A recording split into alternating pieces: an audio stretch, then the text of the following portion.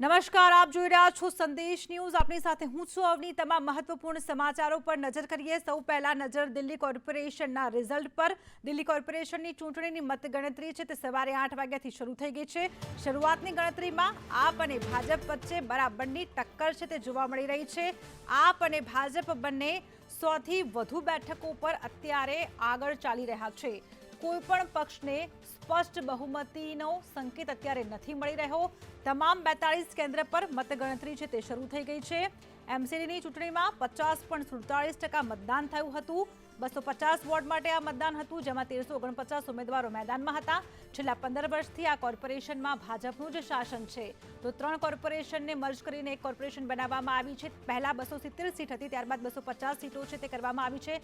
250 ward પર આ election છે તે થયું છે અને વોટિંગ ચાલુ છે. વધુ વિગત મેળવીશું. સંવાददाता अजय यादव लाइव जुड़ चुके हैं.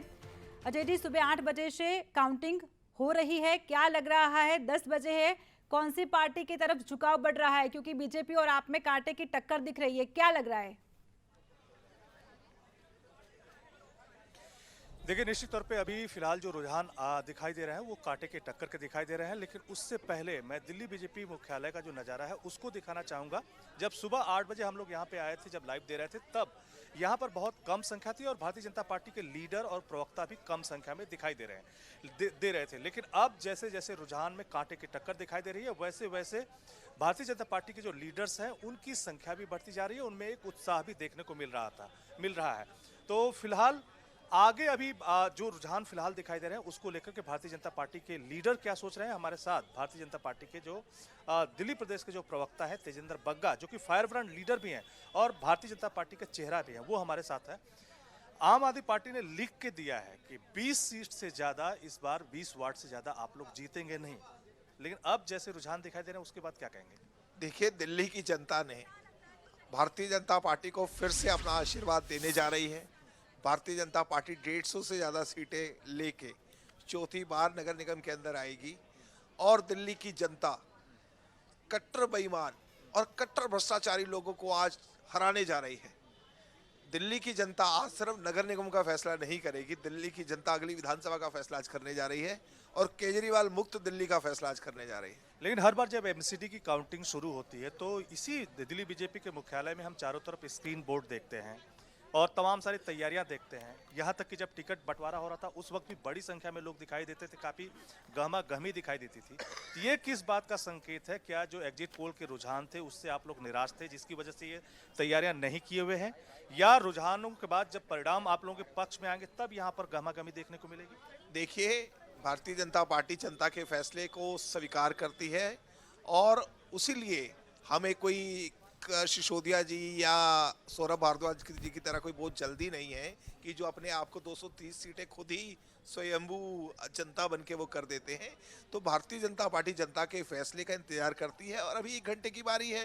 भारतीय जनता पार्टी लीड ले रही है और इस लीड को बरकरार रखेगी और इसको मुझे लगता है कि आगे भी बढ़ाएगी. अच्छा, इस बार दिल्ली एमसीडी का कैंपेन चल रहा था, उन आप लोगों की तरफ से काफ़ी एग्रेसिव कैंपेन चलाया गया. यहाँ तक कि जो सत्येंद्र जैन है उनका सीसीटीवी फुटेज बार बार रिलीज करके ये बताने की कोशिश की गई कि किस तरह से आम आदमी पार्टी कट्टर बेईमान इनकोटेड आप लोगों की तरफ से बार बार कहा जा रहा था.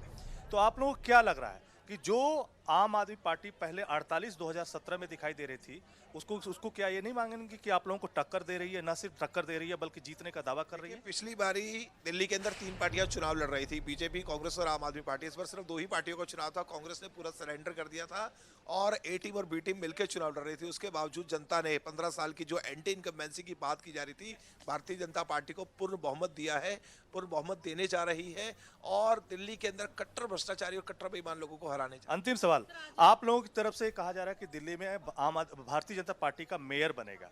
क्या कई सारे जो प्रवक्ता हैं वो यही बोल रहे हैं कि भारतीय जनता पार्टी का मेयर बनेगा, तो क्या आप लोग कहीं ना कहीं डिफेंसिव मोड में हैं कि आप लोग सीधे नहीं बोल रहे हैं कि आप लोग जीत रहे हैं, बल्कि ये बता रहे हैं कि अगर कम भी संख्या आएगी तो आप लोगों का मेयर बनेगा? हम जीतेंगे तभी हमारा मेयर बनेगा, हारने वाले का मेयर नहीं बनता है. कम संख्या में भी मेयर बन सकता है. भारतीय जनता पार्टी पूर्ण बहुमत से ऊपर जाएगी और जीतेगी. तो ये सुना आपने तेजेंद्र बग्गा को. वहीं दूसरी तरफ बात करें तो आम आदमी पार्टी जिसके मुख्यालय में सुबह तक बलून दिखाई दे रहे थे, काफी गहमागहमी दिखाई दे रही थी, फिलहाल वहां भी एक शांति है क्योंकि सभी लोगों को इंतजार है कि जो एग्जिट पोल फिलहाल जो रुझान फिलहाल दिखाई दे रहे हैं वो रुझान जब परिणाम में कन्वर्ट हो और परिणाम से कुछ स्पष्ट संकेत मिले, तभी किसी तरह से जश्न हो। लेकिन ये जरूर है कि भारतीय जनता पार्टी की जो दिल्ली मुख्यालय है, जहां पर सुबह सुबह बहुत कम संख्या दिखाई दे रही थी, कहीं न कहीं एक निराशा का थोड़ा माहौल था, वहां पर एक उम्मीद दिखाई दे रही है। और काफी जो भारतीय जनता पार्टी के जो प्रवक्ता हैं, लीडर्स हैं, वो भी दिल्ली बीजेपी के मुख्यालय पहुंचना शुरू हो गए हैं। तो कहीं न कहीं अब सभी को उन परिणामों का इंतजार है कि किसके पक्ष में दिल्ली की जो जनता है वो फैसला सुनाती है। जी जी बिल्कुल से शुक्रिया तमाम जानकारियों के लिए।